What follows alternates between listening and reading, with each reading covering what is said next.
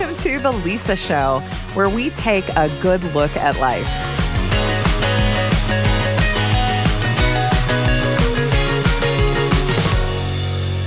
Hey, it's Lisa, and this is episode 1 of our Caregiving series, which has really been a long time coming. If you're new here, I'm Lisa Valentine Clark. I am a widow, a single mom to 5 kids, teenagers and young adults. I'm also a believing Christian. I'm an extrovert, a positive realist. I'm a blue on the color code test. And over my career, I've been a teacher, a writer, an actor who does improvisation, TVs, and movies. Now, caregiving is a wide topic. Just in this series, we're going to be talking about parenting, Alzheimer's, autism, illness, disability, death. Even with that, it feels like we're barely scratching the surface because there's so many types of caregiving experiences. Let me tell you a little bit about mine.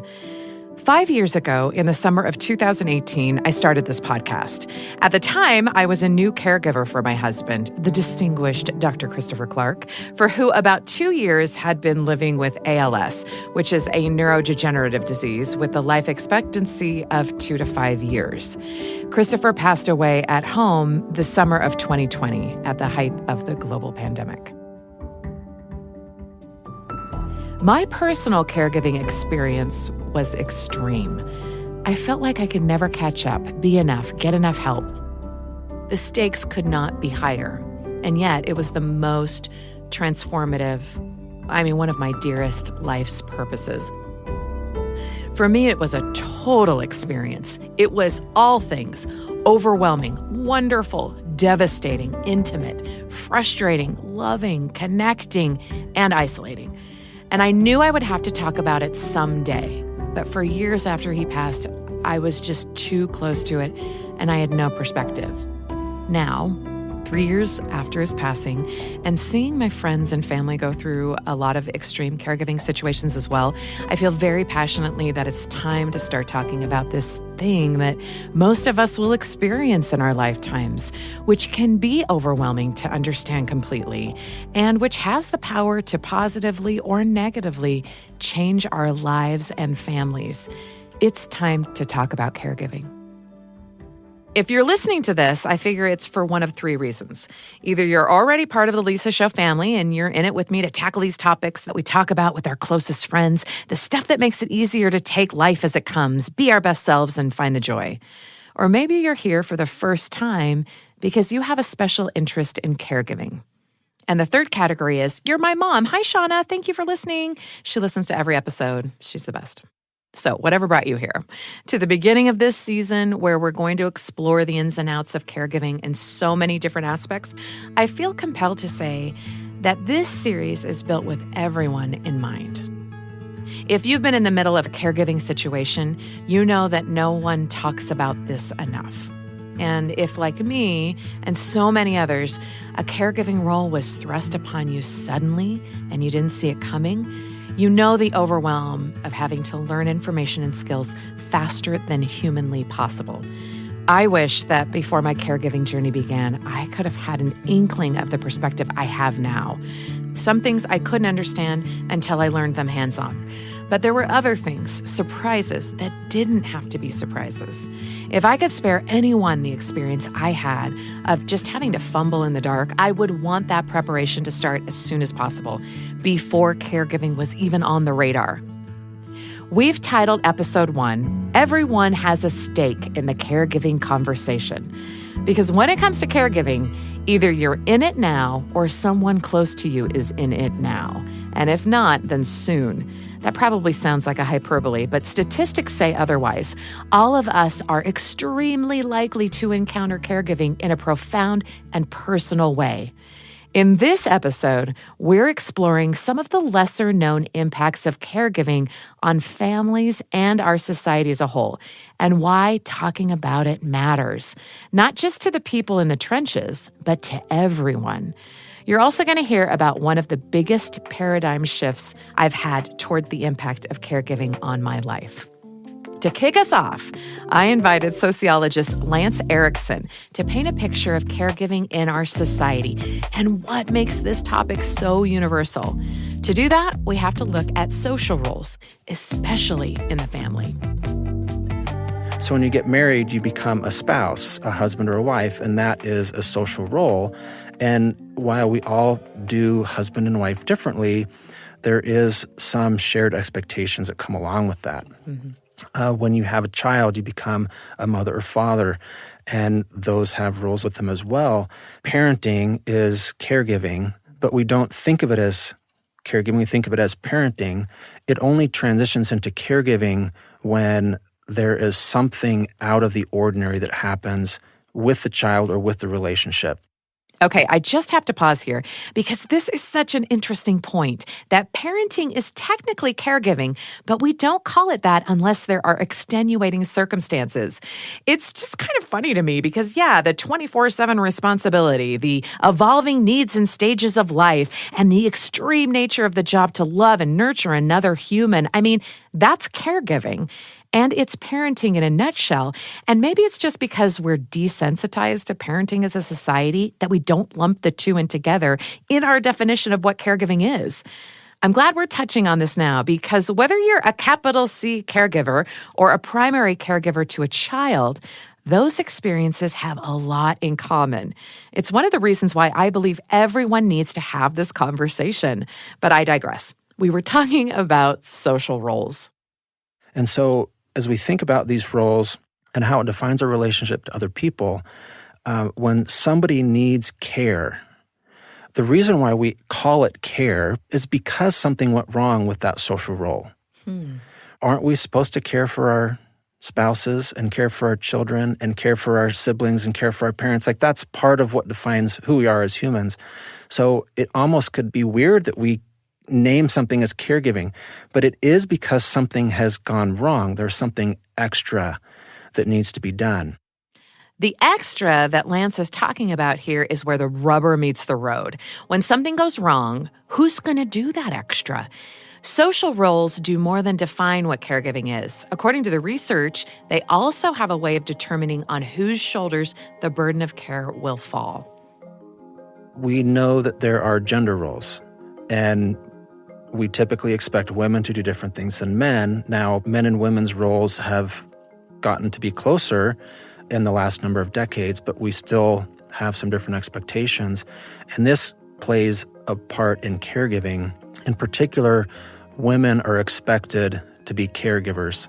It happens with children, right? We talk about parenting, but we think of mothering and fathering often as qualitatively different things.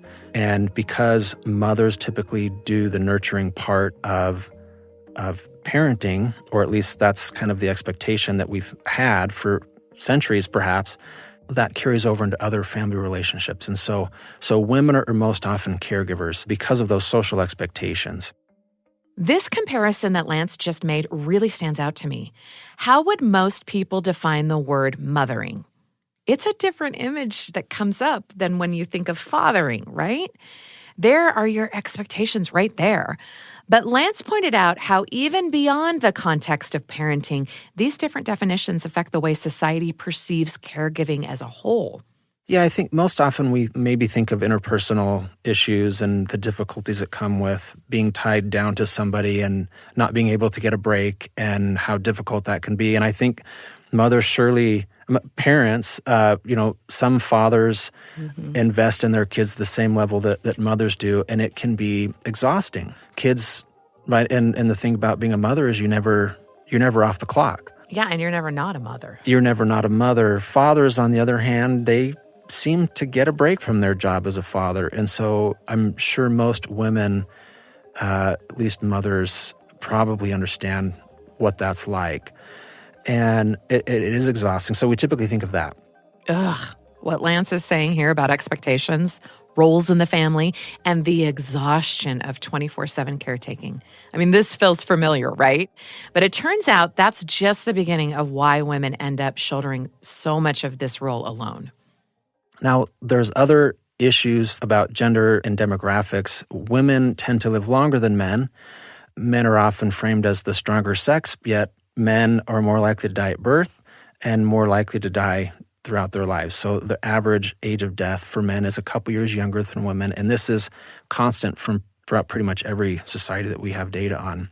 And so older couples, if they stay married into later life, the men are most likely going to be the ones that get sick and need the kind of care support that couples can give each other. And the women are the ones that are doing it. And what that means then is that women are primary caregivers most often for men. Men die while women then are on their own, and women at some point are going to face very similar issues where they're going to need support and help, and they don't have a partner to help them. Those are very general patterns, and there's obvious exceptions where women die before men and men care for women, and some valiantly so. But on average, it's the women that are caring for the men. I appreciate Lance bringing this up. It's sobering to think that women, who do so much of the caregiving in our society, are also at the most risk for not having an immediate caregiver available to support when the time comes. As we were doing our own research for this episode, we found some of the statistics that Lance is talking about. According to the CDC, 1 in 4 women and 1 in 5 men are caregivers. That difference is striking, but so is just the sheer amount of people, 1 in 5. As the baby boomer generation ages, it's expected that 7 years from now, we'll need nearly double the caregivers we needed 7 years ago. This touches every community and every family. That's just one of the reasons why it's so important to have this conversation now. So for those who are already immersed in caregiving, this conversation has a lot of value too. I want to introduce you to Dr. Natali Edmonds, a psychologist who works especially with caregivers. I'm Natali Edmonds. I am a board-certified geropsychologist, and professionally, I worked a lot with caregiving just from the hospital setting, working with patients, and then starting my own company called Dementia Careblazers. Personally, I cared for my mom who passed away about a year ago, June 2022, and currently caregiving for my dad, who's in a skilled nursing facility right now after a bad fall. And so I have a bit of the professional side as well as the personal side. With this mix of personal and professional experience, Natali knows firsthand how caregiving impacts individuals and families and why it's so critical that we start talking about it more. Whether you're not already or you haven't already, you will likely find yourself in some sort of caregiving role. That's just going to happen with aging loved ones getting sick. I specialize in the field of dementia. The number of people getting dementia is rapidly increasing. And so just the likelihood that you will find yourself in some form of caregiving role is pretty high. So it's important that we talk about caregiving. But also, I talk to thousands and thousands of caregivers, and all of them tell me they feel so alone. They feel like some of the challenges they're going through, the thoughts they have in their head, they feel bad for having, they feel guilty for having, and they don't realize they're not alone. There's lots of people out there going through similar things. And once they start connecting with those people and start chatting, simply realizing, oh, wow, other people are going through this in some ways can be comforting to know that there's a community out there who can get it, who can understand, who can offer input or just listen and truly understand what you're going through.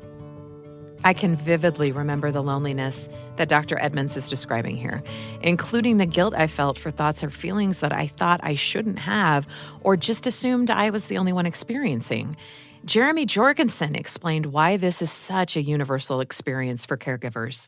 There can be a steep learning curve. Many caregiving situations start very gradually. Mm-hmm. And so, in fact, caregivers oftentimes don't even think of themselves as a caregiver. I'm just a spouse. I'm just a child. So one of the big transitions that we see when caregivers start out, they're doing things that are called instrumental activities of daily living that are things like paying bills, purchasing groceries, cooking food, cleaning, and those kinds of things. When you transition from those types of care to more personal care like bathing or clothing or brushing teeth or feeding and those kinds of things, the care is much more intense. And so one of the things that caregivers, oftentimes they find themselves, they feel an obligation to provide all of the care. Caregivers can become isolated, they can become lonely, and oftentimes they start to disregard their own care in terms of sleep, nutrition, exercise, and social activities. These additional side effects that Jeremy is mentioning, the self-neglect, the overwhelm, and the scope creep of caregiving, so much of it is tied back to isolation and loneliness. It's such a common theme in the conversations I've had about caregiving that we're dedicating a whole episode to it later in the series. But I want to highlight this now because of something Natali Edmonds mentioned about loneliness in her own story, which made it different from every other person I've heard in this caregiving space.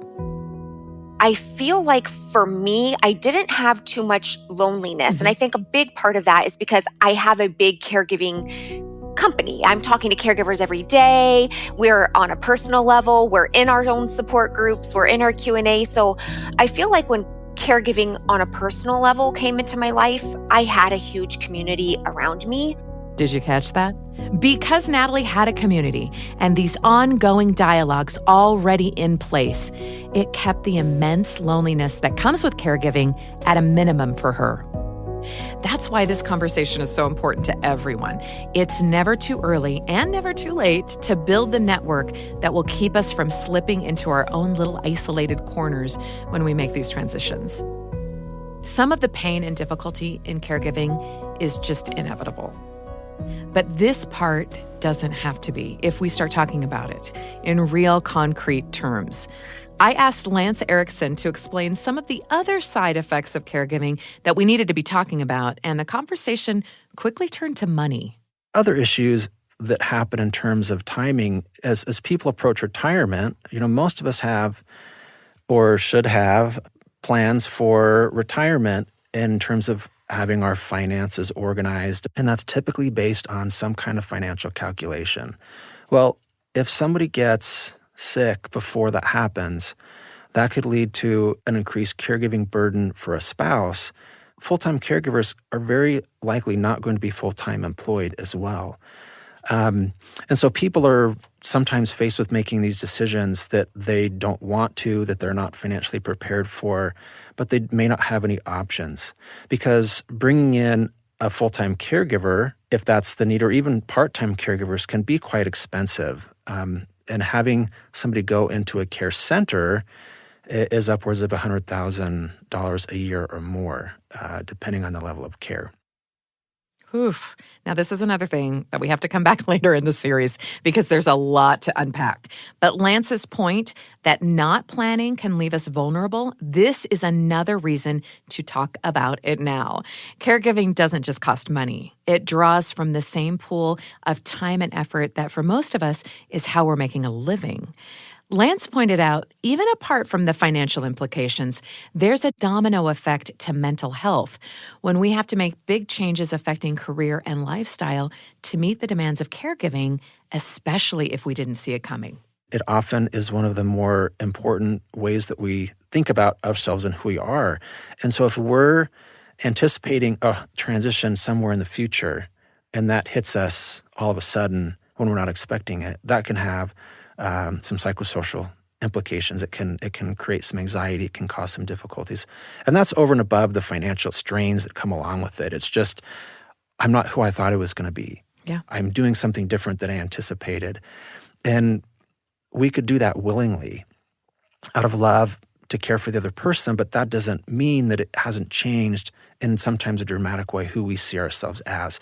And those changes, when they're unexpected, can be hard to manage. I remember this experience, coping with what felt like a new identity. Like Lance is saying, you can willingly want to care for someone out of the love you have for them and still experience this strange personal disorientation of who am I now that this is our life? That feeling is related to one of the biggest changes I've experienced during this period of my life. If you had asked me before my husband got sick, before I had even thought about any of this, where would you be in 5 years or 10 years or 20? I could have told you. We were like a bullet train speeding off to success and happiness. Our lives were full. Christopher was a professor. I was doing TV. Both of our careers were taking off. We had 5 kids living at home, some about to finish high school. We all had this kind of momentum. We were going places. I knew who I was. I knew our life goals. I knew what to expect, and I knew what the future held for us. And then I didn't. When Christopher received a terminal diagnosis, suddenly I couldn't see the tracks anymore. It didn't make sense.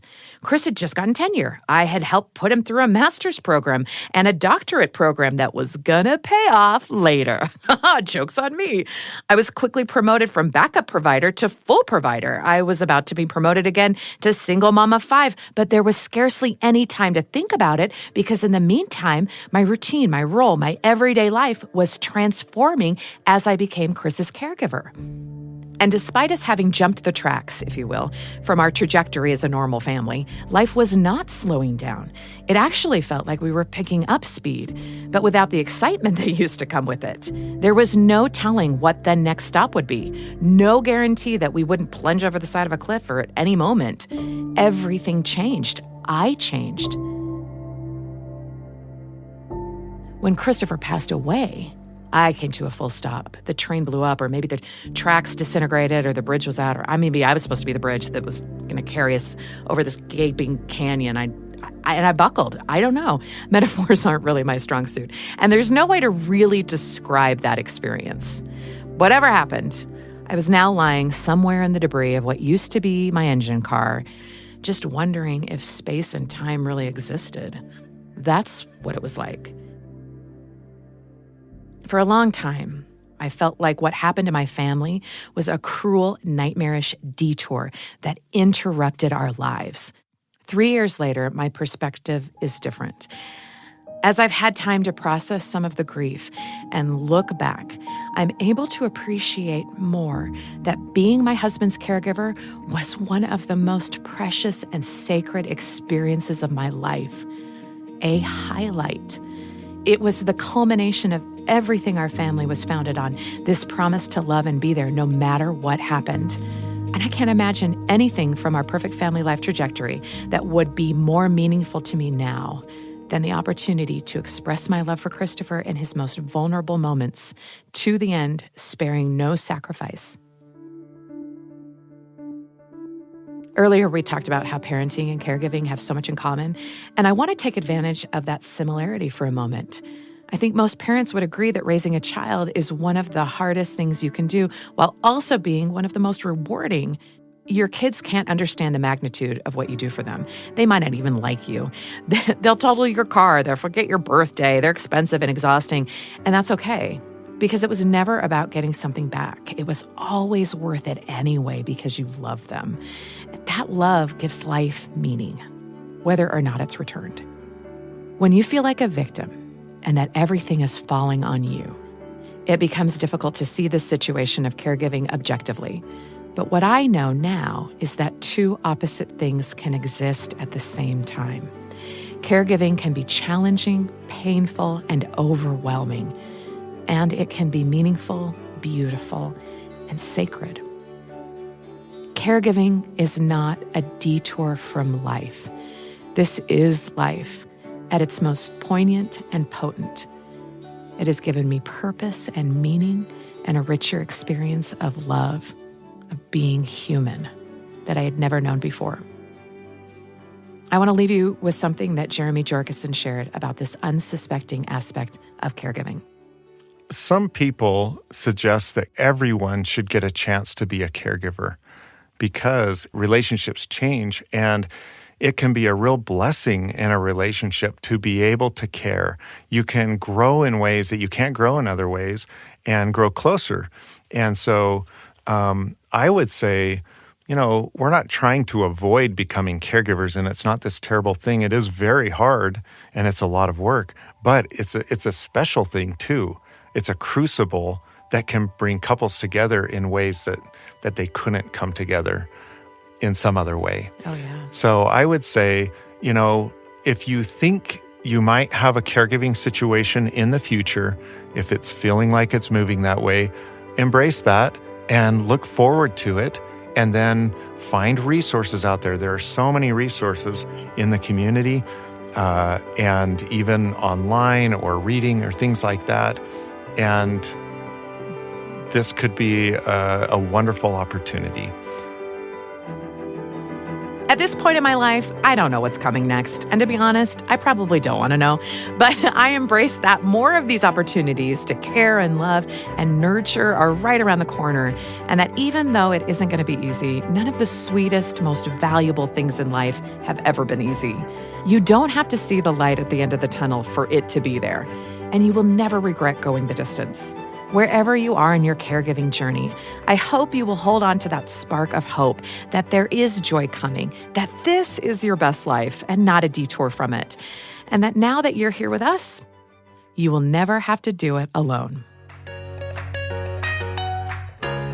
The Lisa Show is a production of BYU Radio, hosted by Lisa Valentine Clark and produced by Becca Hurley and McKay Menden with help from Avery Stoneley and Michael Combs, and post-production and music by Gracie Davis. Dr. Natali Edmonds is the founder of Dementia Careblazers, and you can find out more about her work and links to resources on our website. To connect with us about this episode, please join our listener community on Facebook. We'll be hosting additional conversations there, along with more opportunities to share and find resources.